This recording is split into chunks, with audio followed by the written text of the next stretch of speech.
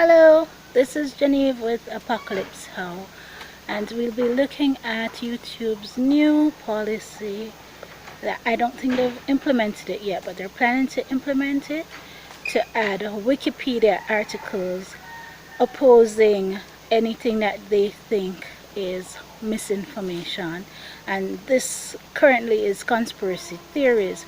I'm not sure if their definition of conspiracy theories will extend to things like religious interpretations and the Bible, but I'm not sure. And today we'll be discussing why, whether it's a conspiracy theory or it's scripture, it actually doesn't matter.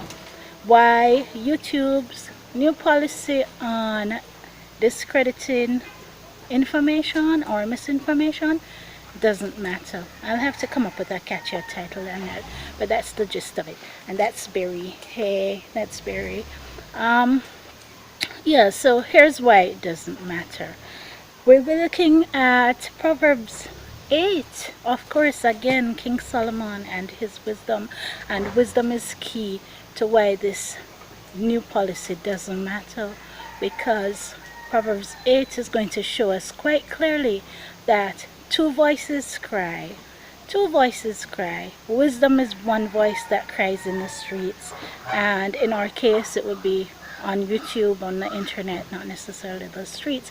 But wisdom cries, and the voice of error also cries, which would be what they're trying to combat. They're trying to combat misinformation. But then what is misinformation? Is a conspiracy theory misinformation? Or is it the voice of wisdom? Is it folly? This actually is what matters. It doesn't matter if you attempt to discredit wisdom. You cannot discredit wisdom. You can discredit folly. So what it actually comes down to is, are people being taught wisdom or folly? When I come and I tell you the things that are in the Bible, is it wisdom or folly?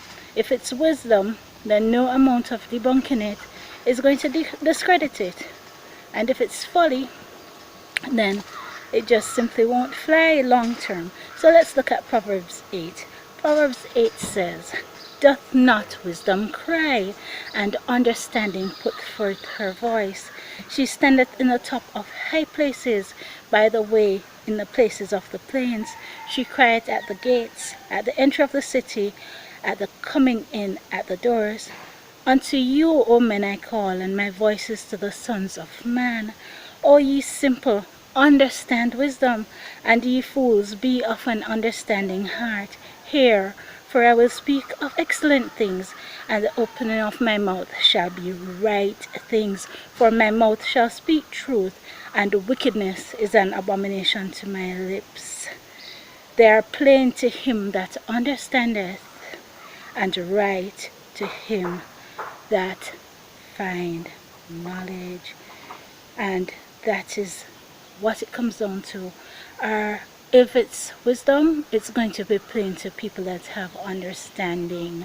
The wise will hear the words of wisdom.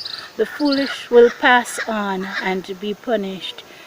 It doesn't matter if people try to debunk, if they try to censor, if they try to oppress, if they try to oppose. Even if I'm speaking and somebody puts the opposite thing across the screen so that you can barely hear me, that voice of wisdom will still cry out.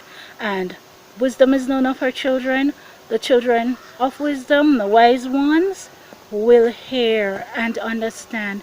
And the foolish will hear and they will tear. They will not understand, and they're going to have something nasty to say, whatever you do.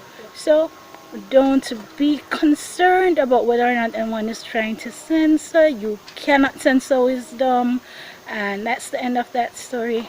Be blessed. Bye bye. Maranatha.